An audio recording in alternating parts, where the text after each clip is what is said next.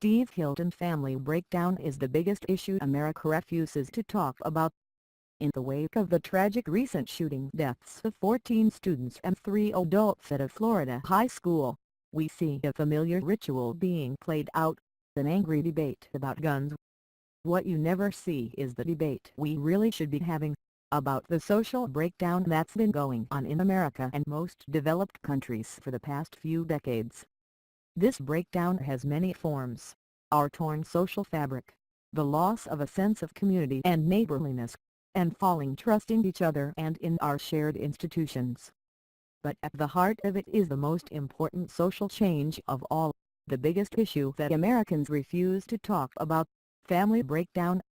It is now well established that Nicholas Cruz, who authorities say has confessed to the Florida school shootings, had a deeply troubled and unstable family background, a characteristic he has in common with many who have committed such atrocities. But we cannot and should not blame Cruz's family circumstances for what he has confessed to doing. In the end, individuals must be held responsible for their own actions. It's important to remember that the majority of violent deaths in America, whether by guns or other means, are not caused by evil psychopaths. They are caused by individuals who are troubled in more mundane ways, and whose unstable family backgrounds are an instrumental factor in risky behavior, like joining the gang. The deeper point is to understand that this is much bigger than just crime. More and more children in America are growing up in broken homes and in a culture of toxic stress and violence.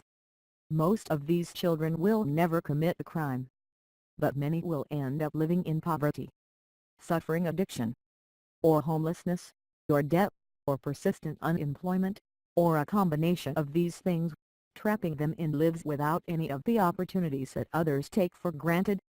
The causal connection between family breakdown and the intractable social issues that form the core of our political debates, taxes and government spending, inequality, crime, is well researched and well established.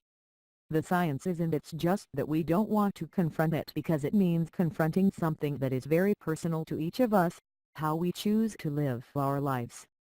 The elephant in the room is marriage. The data shows clearly that on average, children who are raised in stable homes with both parents do better.